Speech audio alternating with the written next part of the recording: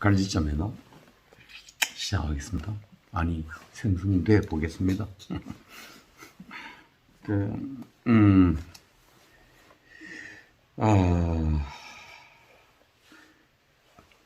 끝없음에 관하여 이어서 얘기를 해볼까 해요.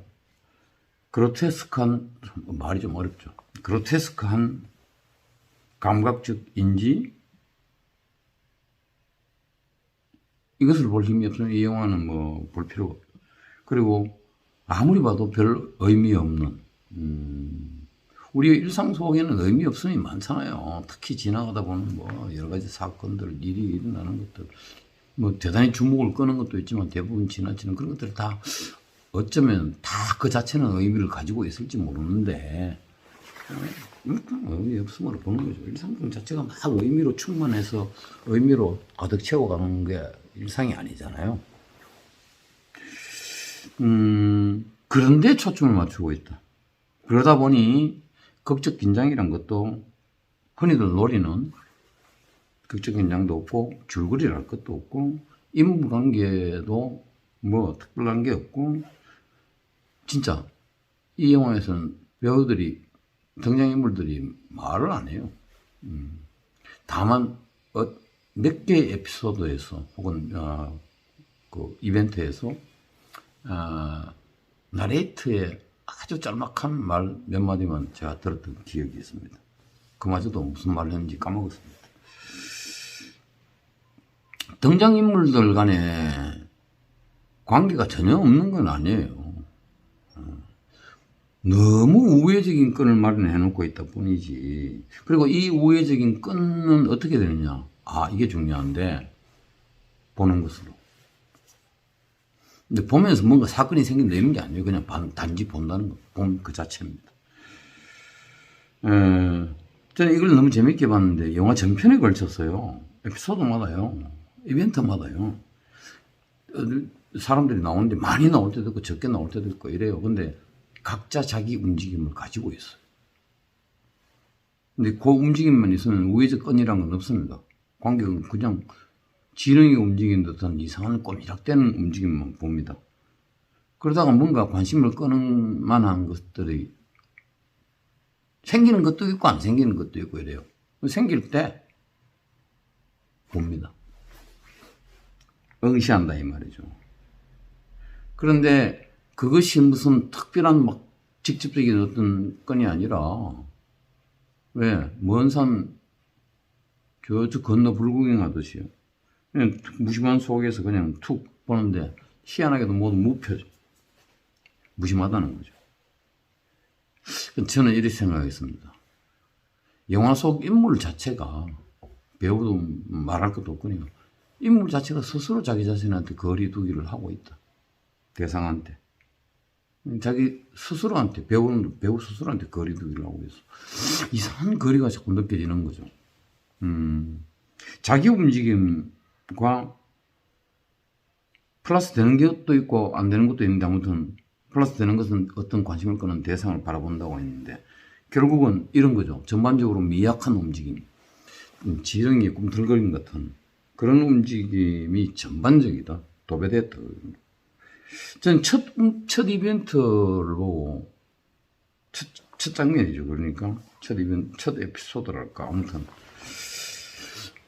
되게 웃겼어요. 왜 이렇게 언덕 같은데 벤치 놓여져 있잖아요. 그 벤치가 이렇게 놓여져 있고, 그 밑으로 보면은 이제 집들이 이렇게 있거든요. 거기에 멀찌감치 카메라 화면을 고정시켜 놔놓고, 한 남녀를 이렇게, 고정시켜 놔놓고 그냥 두고 있어요. 남자하고 여자가 앉아 있는데, 그러니까 몸은 이렇게 돌려가지고 하늘을 향하고 있고, 다리는 이렇게 뒤로 빠져 있고, 우리가 보는 것은 등짝이나 다리죠. 그리고 시선인데요. 뭘 보고 있냐면은, 이렇게 하늘 위에 새를 보고 있거든요. 새의 움직임을 주목하지 않으면 이거는 그냥 사진으로 보입니다. 거의 안 움직여요. 아니, 보기에는 그냥 고정되어 있어요. 그냥. 자세히 보면 조금씩 꿈틀대요. 무엇보다도 새는 날개를 펄딱펄딱 합니다. 근데 여기서 이제 왕창 다 얘기할 수 있는데, 우선, 이상하다, 기이하다 싶을 정도로 흑백 화면이 별나게도 선명한 거예요. 보통 일단 선명한 것보다는 그냥 전체 화면에다 그냥 흑백의 현미경을 들이댄 듯한 느낌이랄까. 근데 그게요, 또 다른 하나는 전부 평면화되어 있다는 거죠. 그냥 내가 왜 새가 멀리 있다고 생각했느냐. 원래 멀리 보이니까. 보통 영화들, 그림도 그렇지 않습니까? 원근법이란 게 있어가지고 멀리 이렇게 그리잖아요. 그러리라고 그냥 생각하고 봤던 것 같아. 근데 점점 아니란 걸 알게 돼요. 모조리 다 평면상에 위치하고 있다. 그러나 어쨌든 보는 사람은 멀리 보고 있다. 묘하죠?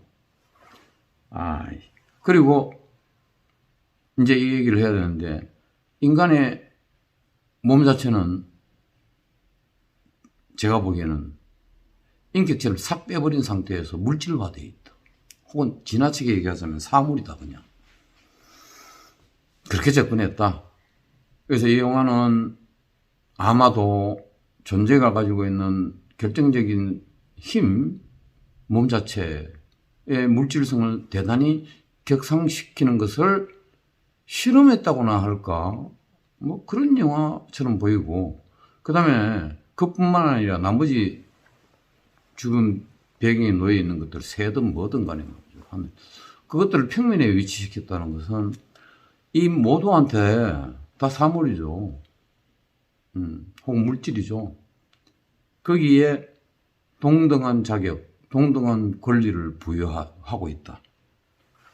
자꾸 이렇게 얘기하면 뭔가 철학적인 냄새가 풍겨지지 않습니까?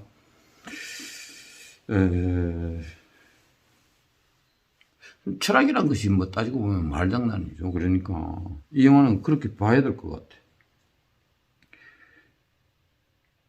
사진으로 착각할 정도였다니까요. 근데 사진이 있는데 어떤 사진이냐면 원근법이 무시된 사진이죠. 초기 사진 같은.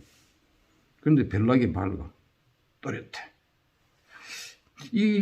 나중에 이걸 내가 좀 찾아봤더니 이게 뭐 저는 영화를 잘 모르니까 이게 뭐 딥 포커스 기법이라네요. 그렇구나. 그랬습니다. 그래서 모두가 중심이 되거나 이게 권리를 부여하는데 써먹기 위해서 썼다고 나는 봅니다.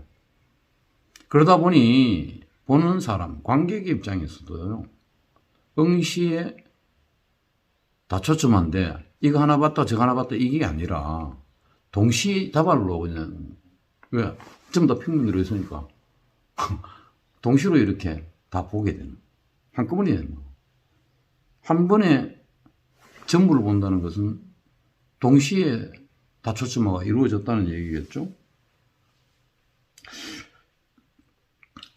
이거 아주 무심한 듯이 이거 혁명을 일으키는 거구나. 무슨 얘기냐? 스크린에 기본적으로 가지고 있는 이 문법 있잖아요. 타성. 이런 걸 아예 그냥 스크린 안에서 그냥 송두리째 뒤집어 엎어버리면서 벗어나버리는 듯한 느낌? 뭐, 그럴 정도로까지 진행이 될 수 있을 것 같아요. 끝없음에 관하여가 주는 힘은 이렇게 표현할게요. 그 무심한 재미란 참. 다음 영상에서 한 번 더 얘기하도록 하겠습니다.